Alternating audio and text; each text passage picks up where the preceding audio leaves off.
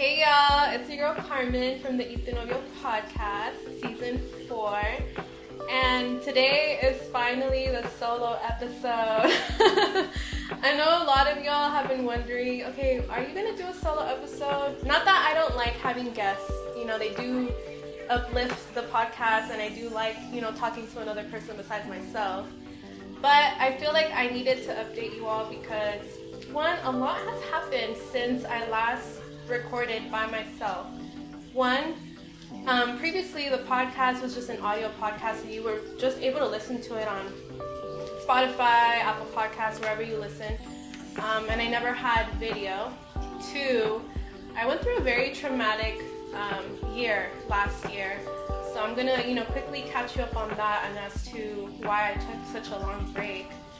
And also, I finally have a very stable community of friends and creators who allowed me to, have the courage to have this and to actually make space to make content and create video and put it out there because it's hard. It's easy to hide behind a mic and just do an audio podcast, but when you watch something visually, you could see my cues, you could see like if I start crying or like what have you. So it is very personal. And I want to start off with a little bit of what happened last year.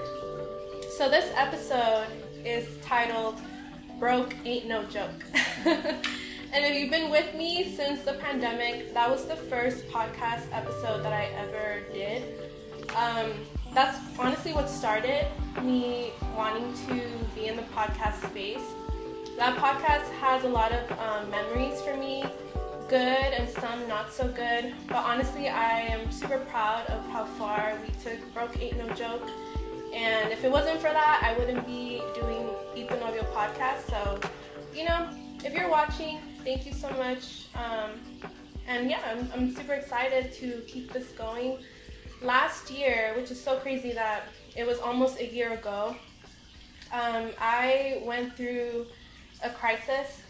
I had been working for a music record label at that time, and I honestly had not expected to be laid off. It kind of took me out of nowhere. And it was during those times where there was a lot of layoffs happening. So not only in music, but in the tech field. Honestly, everyone was getting hit, and there were so many layoffs. I was just like, what the hell's going on? So I was one of those people that got laid off. And at first, you panic. You're like, what is going on? I thought I was doing a good job. And I was. Unfortunately, the team just couldn't fund to have my position. So I had some savings, and at that time, I was living in an apartment that rent was very expensive. I was paying almost $2,000 a month. So having a layoff and then also paying rent, your savings are cut after every month. So basically it got to a point where like I didn't have the funds to keep paying, and at the time I was living with a roommate who also, like me, had communication issues because I didn't tell my roommate that I got laid off. So in her mind she was like, oh, everything's going fine. In my mind I'm like, oh, everything's going fine on her end too. No, we were both experiencing crises. I was going through my layoff. She was going through another personal situation.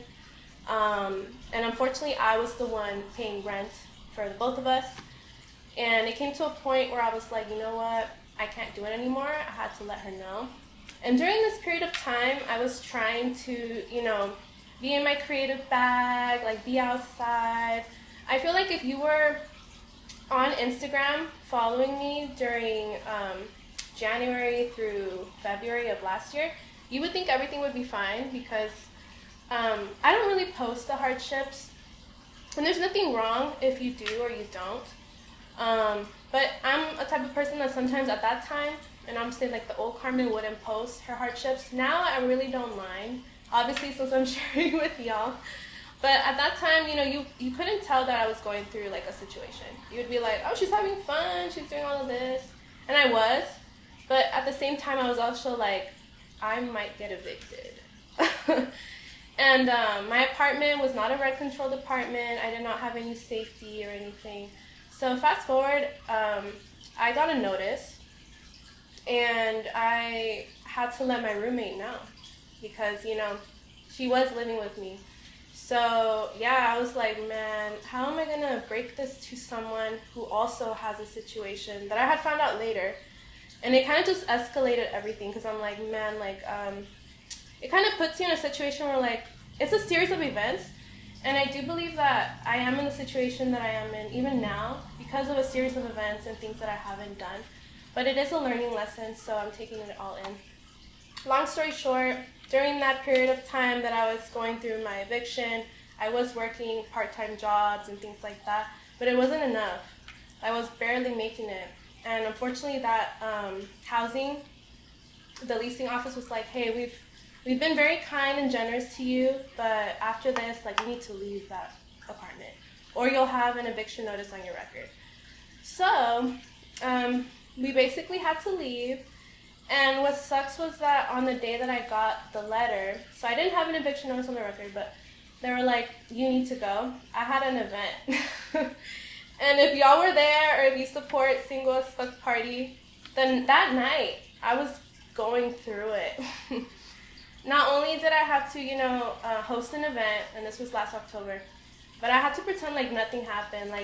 I had never received that eviction letter. The show must go on. Yeah, the show must go on, but I was going through it, so it was very rough. The only people I really told that day was my friend Mika, one, because she noticed right away, what's going on? And I was like, I'm going to tell you real quick, and then the party's starting, so we got to go.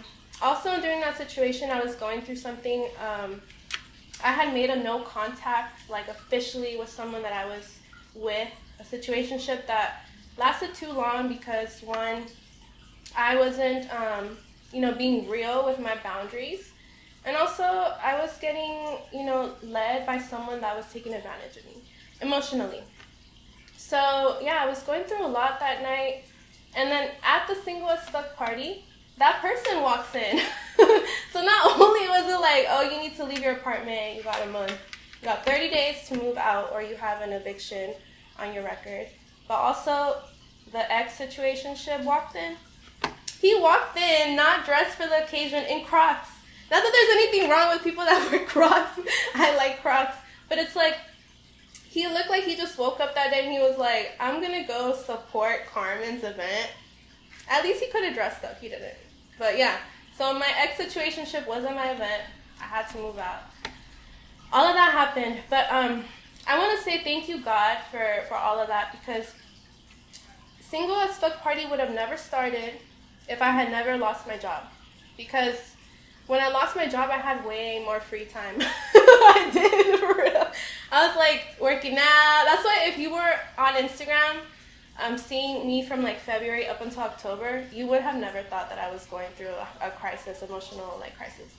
Because I was free, I was hanging out with friends. I found out that I have this really good hack of finding things. I'm really good at finding free events, things that just are free, are sponsored. I was like, what the hell? I have all this free time. I can go to all these events. So people would be like, wow, what do you do? And I literally would be like, I'm unemployed. That's why I have so much free time. And it was one of my friends, Beatrice, which if you're watching, Beatrice has been a very, very good friend in my life. She was the reason I got the name for the Tu Novio podcast. She was one of the first people and first friends I met in LA. And she's seen me grown from working in PR when I first got here to now, being out here. So yeah, when I had talked to her a little bit about, I want to start this podcast, she was like, why don't you call it Tu Novio?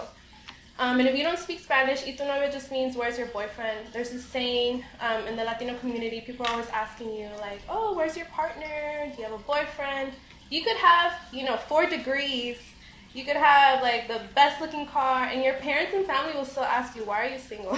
And it's what the hell? I have bachelor's, doctorates, what's going on? So that's why I called the Tu Novio podcast Tu Novio. And then, when I was telling Beatrice, like, hey, I want to start this singles community, because that was my way of coping with the no contact with that person.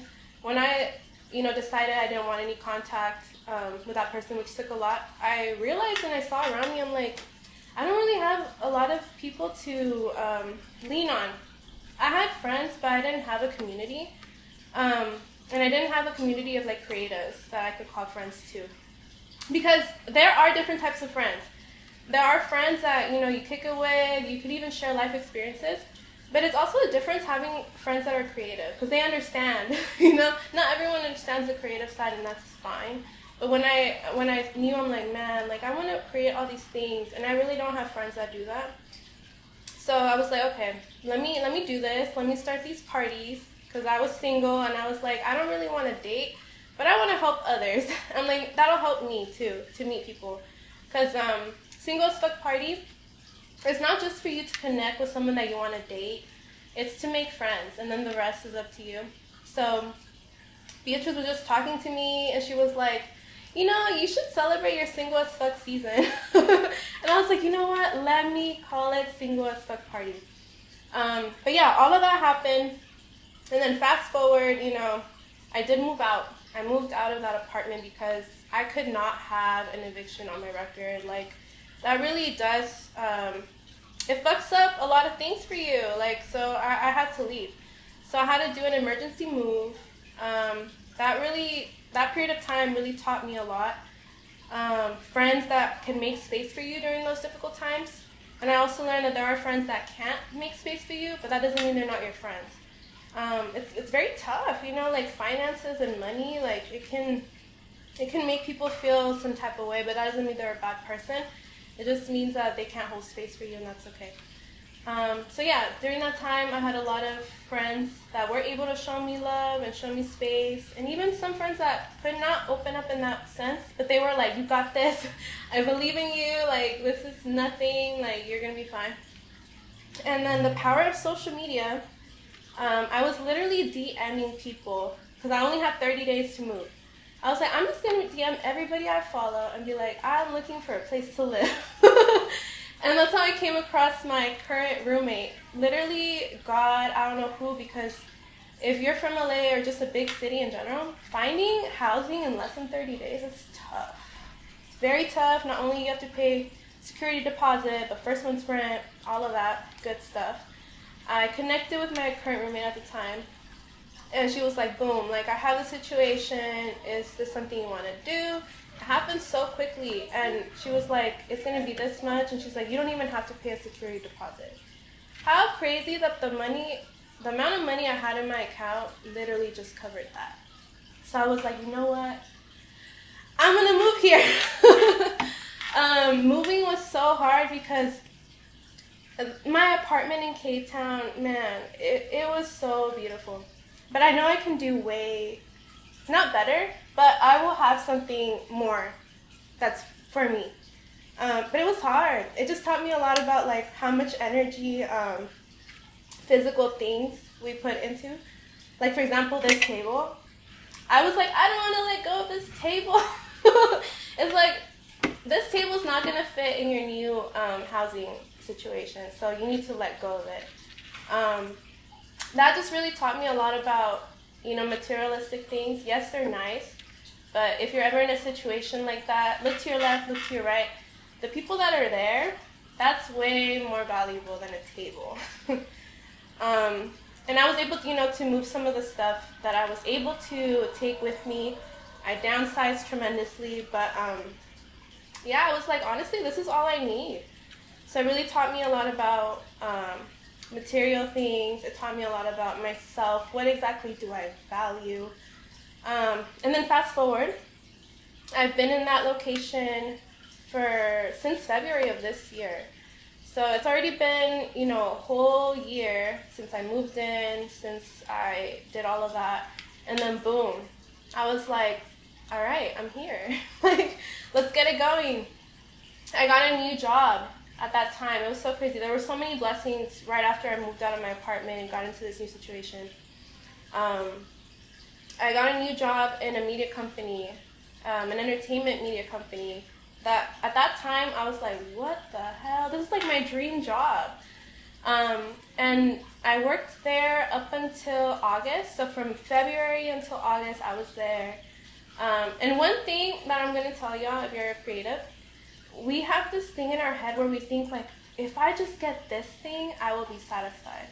I got that job that I thought was the job that I was like, oh my God, I've been wanting to work there forever. I worked there, and then I found out, as you know, my time working through there, I was miserable.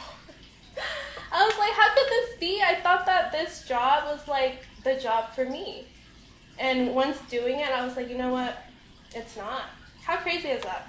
God gave me what I thought I wanted, and it actually wasn't for me. So yeah, I got let go, and it really taught me, one, all right, I don't want to do social media for anyone else but myself. That's a hard lesson, because I really thought, I was like, oh, I'm going to be the social media person for like so many brands, da-da-da. No, I don't want to do that. And there's nothing wrong if you are a social media person for brands. If you truly have a passion for it, and it fulfills you in that way, do it. But for me, it really wasn't. And now I found out that my passion is actually events and podcasting.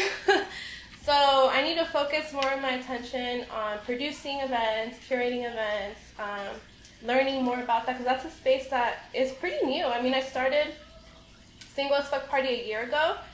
It's still a baby production, you know what I mean? There's so much that goes into events and things that I still need to work on, like time management, detail-oriented things. It's hard. So I'm still learning, but I'm so grateful for the opportunity to work in that media company, because now I know how to market a podcast. I know more about social media. I know about paid sponsorships and things like that. So it was an educational moment. So now in retrospect, I'm like, all right, I did that. So I'm super, super grateful. Another thing that happened during the mix of everything is I got into a relationship. How crazy is that? I never would have imagined this relationship last year, and it wouldn't have been the ideal time. Because last year I really focused on healing. I focused on creating community, really tapping into friends. And I feel like I'm ready now. I met that person at the good time in my life where I was open to it. I was ready for it. And yeah, I'm exploring that and seeing how that goes. So far, so good. I'm like, yeah, like keep going. Even, you know, during hard situations, the communication is there, so I'm super grateful about that. And also, I will say I am going through a difficult situation right now. I'm no longer working for the media company, and I am hustling. But this partnership is very supportive of that. They're like, you know, you got this. You've been in this situation before, but it looks different. And I'm a huge believer that God, the universe, whatever you believe in, gives you those lessons again because you haven't learned something. This time around, when I got let go, I told my roommate right away. I'm like, we cannot have this happen, a repeat of last year. My roommate was like, wow, like, thank you for letting me know, you know? And I'm like, yeah, no worries. I keep her in communication regarding work and finances and things like that. This time around, I'm more inclined to ask for support, and I'm okay with people, you know, having the bandwidth to help me and having the bandwidth not to help me, and taking it at face value, like, that's okay. Not taking it as personal, because like I mentioned before, not everyone has the bandwidth to take all the stuff that's going on, and that doesn't make them a bad person, because guess what? They're also going through something. You gotta ask them, how are you doing? So, yeah, I'm like super ecstatic of just having those lessons in my life. And this time around, I need to take time to really consider what type of position I want to go into, because at the time that I had gotten into the media company, yeah, I went through about 8 months from, what did I look up? I don't have the time on my head, but there was 8 months where I was just hustling, doing stuff, and then boom, I got the job at the media company. It might be the same or maybe less this time around, but I want to be more selective because now I know what I don't want to do. So every job that has previous things that like social media. I don't want to do that. I want to do events, and I want to learn how to produce, large scale events, because that's the only way to grow. Yes, you could have events of under 20, but things that are lucrative have 100 plus people, and they work with a bunch of different sponsors and things like that. So I got to learn how to do that. And then also, one thing that I'm struggling at the moment that is a little tough is, my health. Being in a state of uncertainty does do a lot for your mental and your health. Your body and your mind are so connected that you can make yourself sick.